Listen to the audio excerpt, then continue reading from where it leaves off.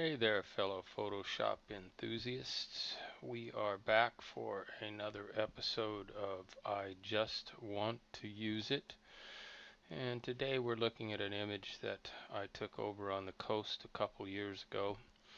As you can see, it was shot in the late evening. It was intentionally shot with a very slow shutter speed, obviously because it was getting dark, but I also wanted to capture the movement of the waves and have it be a blurred action instead of capturing the sharpness of them. It gives it a soft feel, so it's kind of an interesting image. I like it.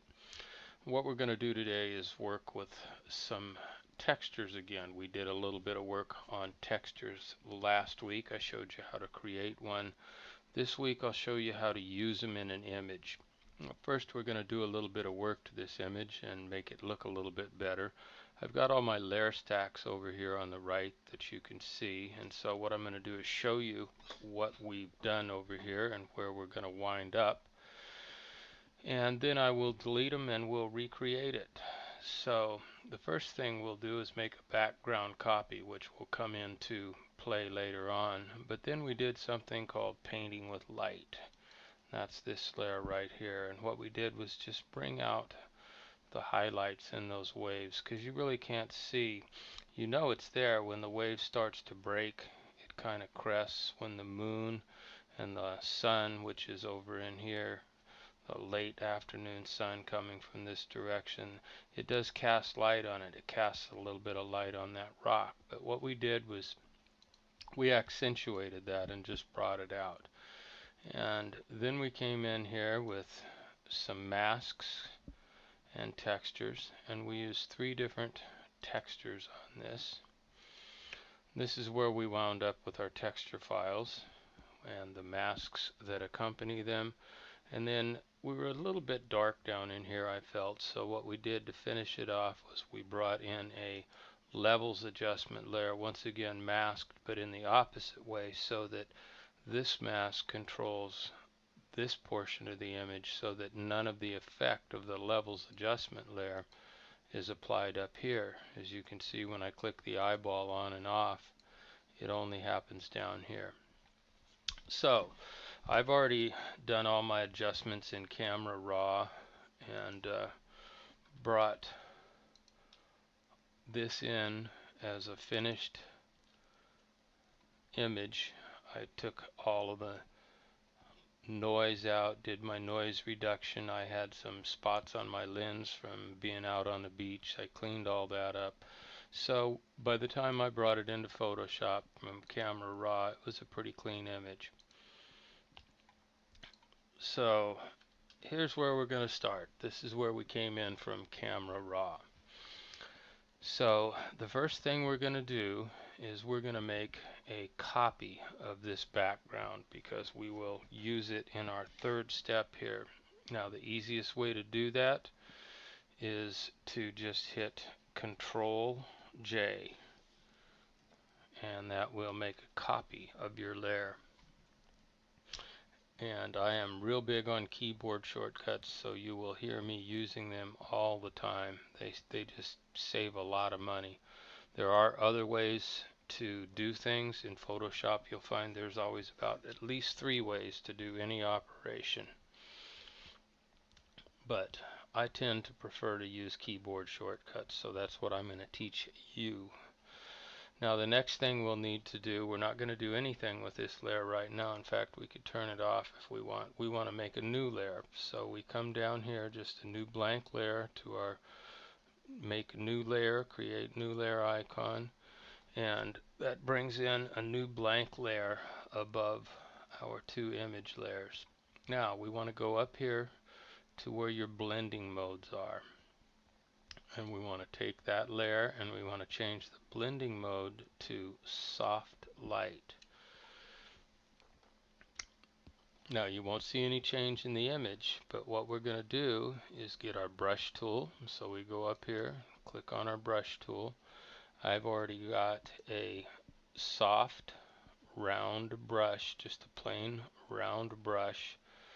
I think I started out with a 600 and reduced it, but it's completely soft. So I've already got that chosen. We want to go up here to our opacity, and we want to drop that opacity down to about 20%. Okay, so you can use if you go up here and you hover over this, you see how you get the little hand with the pointy arrows. I don't know how well you can see that. That's called your scrubby zoom. If you hold down your left mouse key and drag your mouse to the left or the right, you will shift those values in there. The other way you can do it is use the slider right here by clicking on this little down arrow, or you can just simply highlight it and type it in. So there's your 3 ways of doing things in Photoshop right there. So now we want to make sure that our background is set to the defaults of black and white, and we're going to use white. Initially, we want to zoom into our image a little bit. We press the Z key, move the mouse to the right to zoom in, to the left to zoom out. We want to zoom in to where we can see what we're doing here. And then we just want to start. We can make our brush bigger or smaller with the left and right bracket keys. Right bracket key makes it bigger, left smaller. And what we want to do, we're painting with white. You call this painting with light. You want to just come in here and you start working in these areas where you know that your waves are breaking, where you can see that you have, see how here that you have these highlights? What you want to do is you're just accenting them. It just brings in a little bit of light into that image. And this is similar to dodging and burning. It just is a little bit quicker process. Dodging and burning is a little bit more subtle. This just works a little bit more effectively in some cases. There's some cases where I would definitely just use a dodge and burn. If I was working on a portrait, I probably wouldn't use this technique. But you can see what I'm doing. I'm just going in and I'm adding light in certain areas. If I get too much in one area and I don't like it, then all I have to do is come over here, hit the X on my keyboard, and I'm painting with black, and I can go ahead and take that out. Then if you see my foreground colors are switched, hit the X again, I'm back on white. Okay, so I'm just going through here and just highlighting certain areas of this. And you just do it until you think you've got it where you like it, because it's really a matter of personal preference. Now, I want to also pick up a little bit more highlight on this rock, so I'm going to bring my brush size up a little bit more, and I'm on black, so that doesn't do any good. Switch my colors, and there, we brought that in. Now I want to burn just a little bit, so I want to be on black. I want to darken these colors up right down here just a little bit, but I don't want to be on 20% for that, so I want to go up here and reduce my opacity to about 10, and then being on black, I just come in and paint in there a little bit, and you see how it just kind of boosts those colors a little bit. And then I want to come in here, maybe accentuate some of these dark areas that were already dark. Just give it a little bit more shadow in there. It just gives it depth and defines things within the image. And you do this with portraits, you do this with all kinds of things. It's a very effective technique for accentuating certain things in your image, whatever you want to accentuate actually. So I think we're good right there. We're going to stop. You get the idea. I just really wanted to show you the technique. There you can see the before, you can see the after. So you see what we've done. We've made some subtle changes, but they affect the whole image. Now we want to come in back to this layer right here, and what I'm going to do here is I want to drop a gradient in here because I've got just a little bit too much light. And the way I'm going to do that is I'm going to go over here to filter. I'm going to say convert for smart filters, and it's going to take just a minute to do that. And then we're going to come in and go down to the camera raw filter. Now this did not come in very well in my filming window, but I think we can make it work without a whole lot of hassle.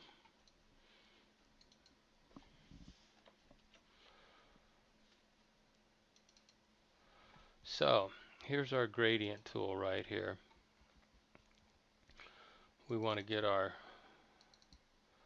adjustments centered, so we can come in, put our mouse over them, double click. It'll take them right back to zeroed out. And then we just come in here, we start at the top, we can hold the shift key and it'll constrain it to straight, and we want to come down to right about in there. This is where it starts with the green, this is where it stops with the red. And then we just come over here and we're going to drop our exposure down a little bit. You see how it's just darkening that sky up there a little? We can change our temperature a little bit and cool it down some. Add a little bit of contrast, drop some highlights out, drop a few of the shadows out, and we're just making a night sky, and we're going to call that good right there. So boom, there's the difference. You see how much it is? Now the reason I did this as a smart filter, if we did not like that, we could just come over here and click on this and it would take us back into Camera Raw and we could readjust it. We wouldn't have to do a whole nother layer.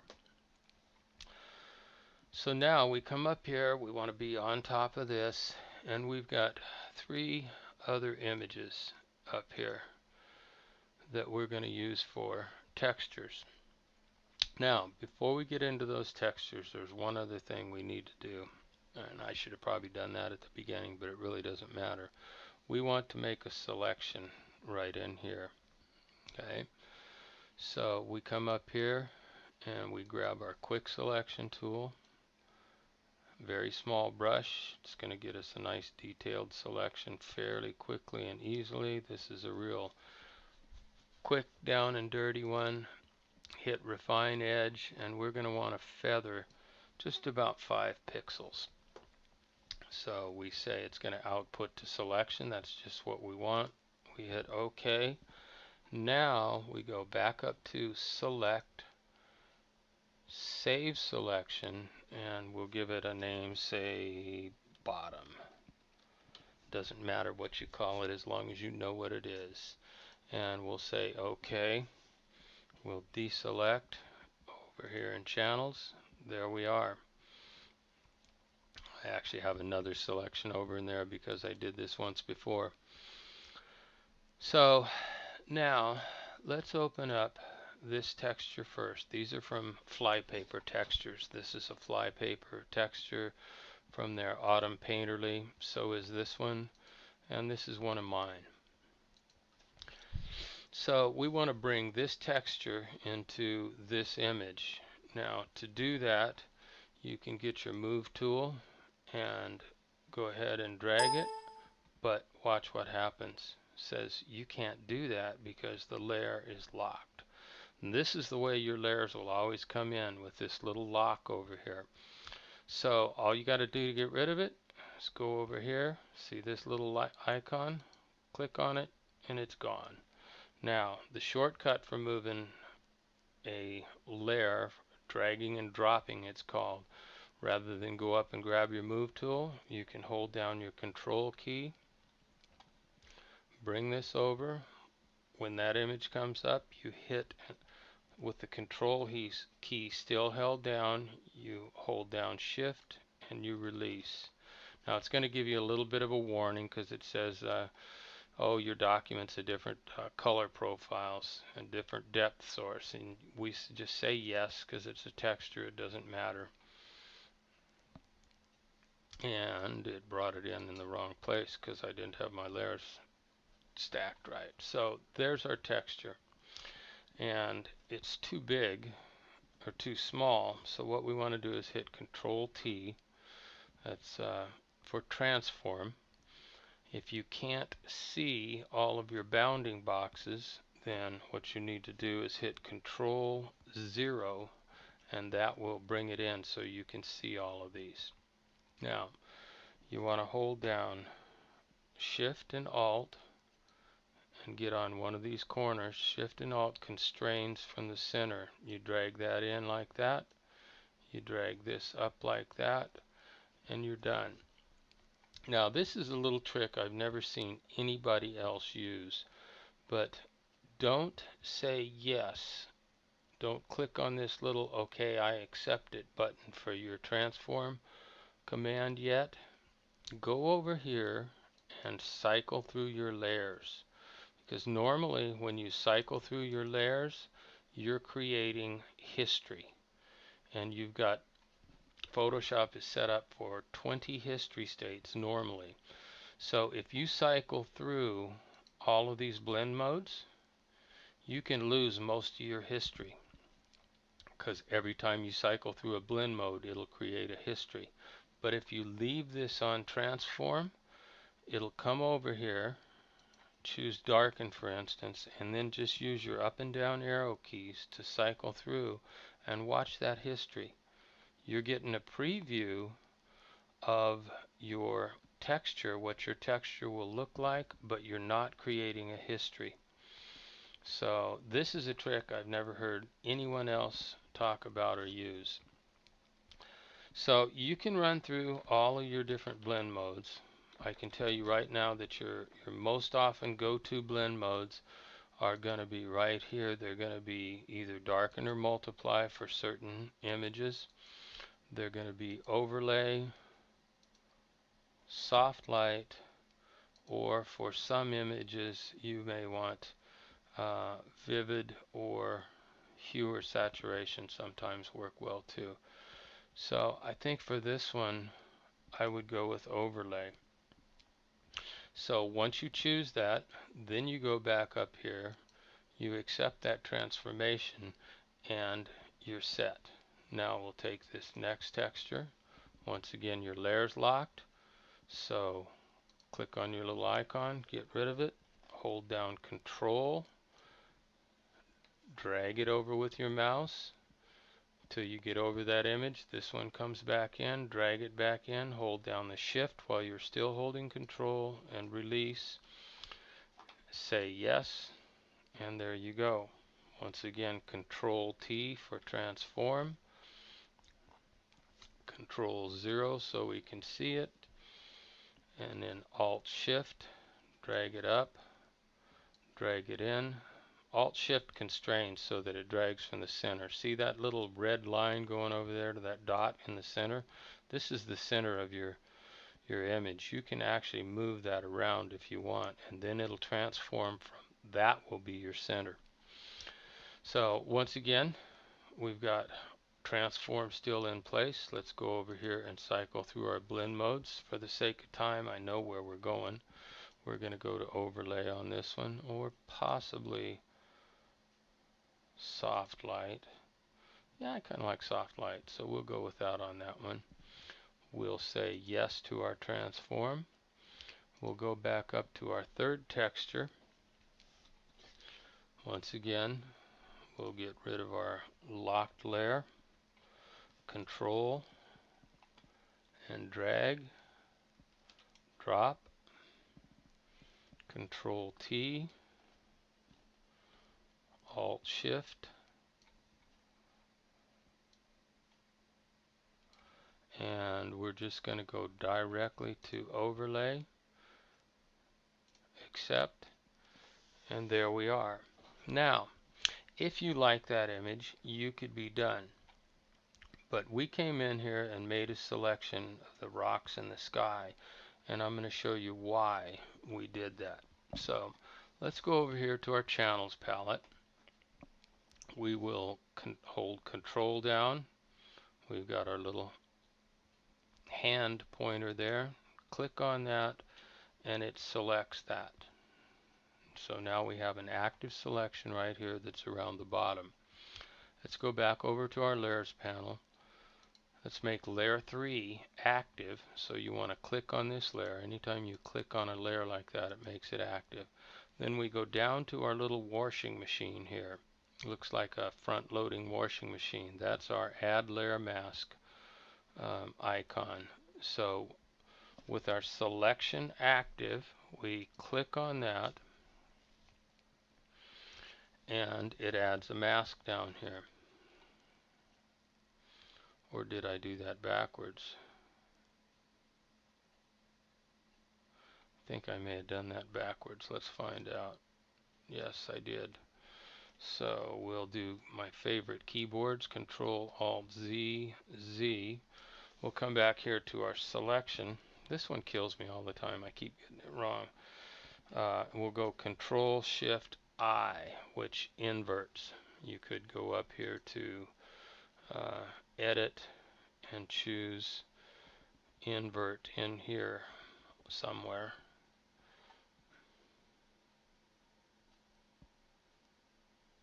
Anyway, it's in your commands over there. I never use it out of the menu here, so Control Shift I will invert your selection. So now then, when we put our mask on here, let's go back to layer 3, click on that little icon again. It's not affecting the top, but it is affecting the bottom. So the way you get your mask up here again, you can just hold down the Alt key and drag it up. Hold down the Alt key, drag it up. So now what we've done is we've left this texture so it only affects the upper half of this image and not the lower half. Now, if you don't like that, okay, if you hold down your Shift key and click on the mask, it disables the mask so you can see what it looks like.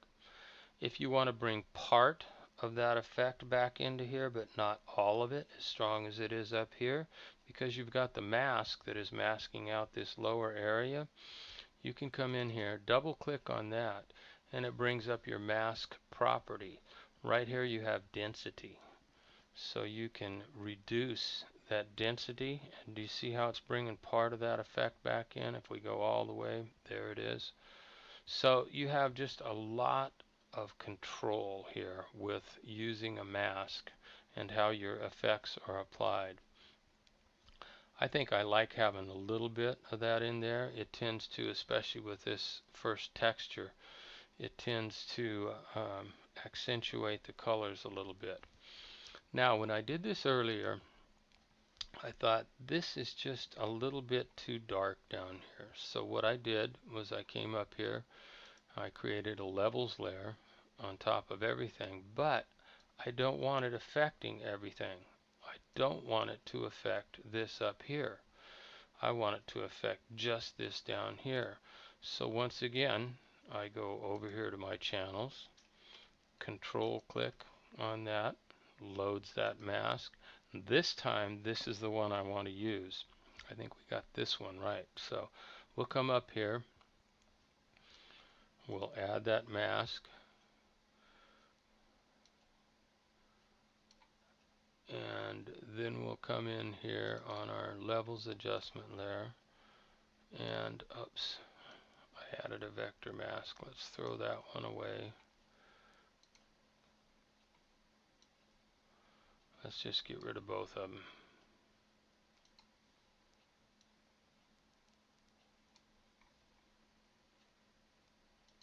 Okay, now let's come in and we'll add that mask, and then we can use our levels and adjust just the bottom.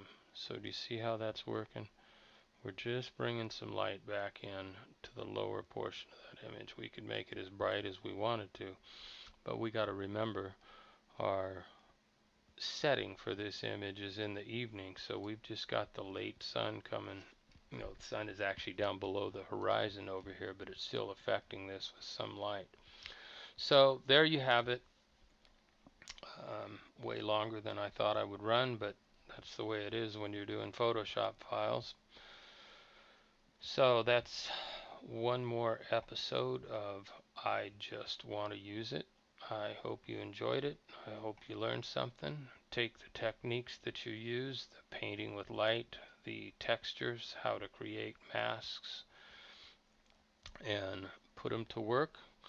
We'll have another tutorial probably on Camera Raw. And I think what I'll do is take this very same image and show you how I made my adjustments in Camera Raw for our next tutorial. So until then, have a good week and keep playing with Photoshop.